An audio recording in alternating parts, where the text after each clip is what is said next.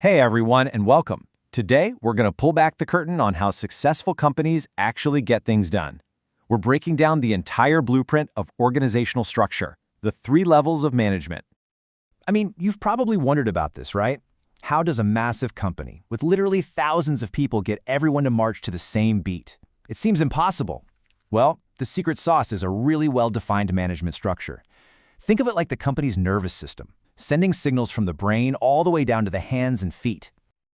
And here's the crazy part. At the heart of this entire system, there are really just 3 key levels. That's it. 3 layers, and each one has its own unique job, all working together to turn big, ambitious ideas into actual reality.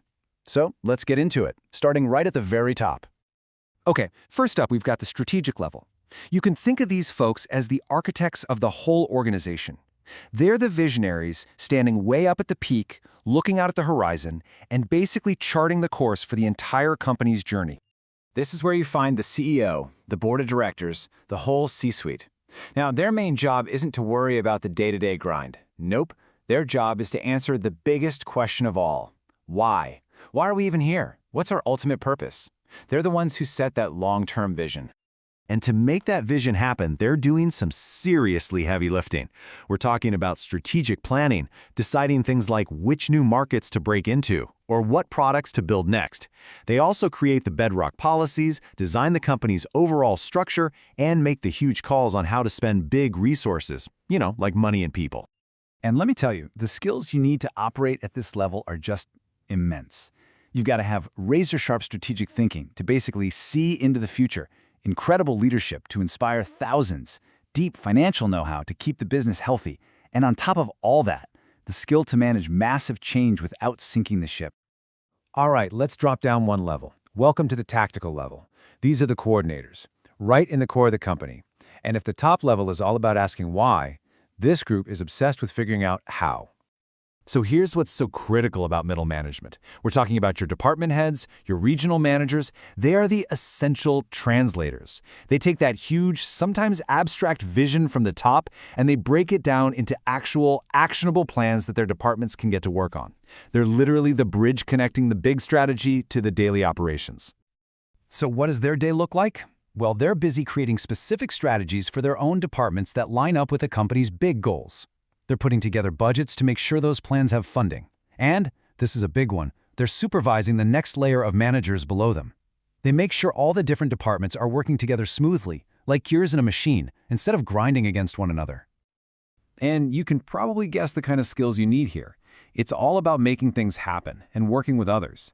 You need solid analytical skills to make sense of the data, real team leadership to get people motivated, fantastic communication skills for negotiating and coordinating, and just rock-solid project management to keep the trains running on time.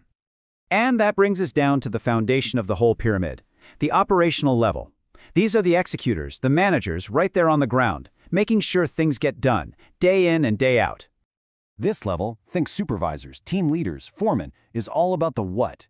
What are we making today? What specific tasks have to be finished by the end of this shift?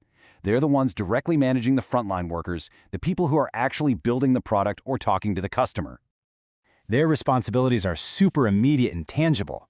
They're assigning tasks to individuals, making sure every single thing that goes out the door meets quality standards, training new hires, and reporting on daily progress back up to middle management.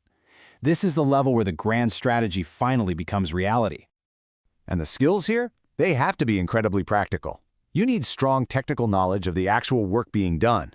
You need excellent people skills to manage your team and handle any issues. You need sharp time management to hit those daily targets. And you have to be a master at solving problems on the fly, right there on the factory floor or in the call center. So we've looked at all 3 levels, but the real magic isn't in any single level. It's how they all work together. They're not just separate boxes on an org chart. They're a single, interconnected system that's built for success. And this table just lays it all out so perfectly. You can really see the flow, can't you?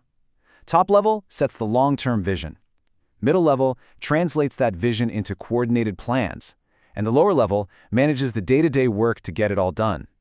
Each role is totally different, but they absolutely depend on each other to function. Let's really drive this point home. The CEO is up at night thinking about where the company needs to be in 5 years. The shift supervisor is focused on hitting today's production number. And you need both. One without the other is just a dream with no action, or, even worse, a bunch of action with no dream to guide it. So, why does all of this matter so much? Because for a company to truly be healthy and successful, you need all 3 levels firing on all cylinders. The top level gives you direction. The middle level creates alignment and makes sure everyone's on the same page. And the lower level? They deliver the actual performance. You take away even one of those pieces, and the whole thing starts to wobble.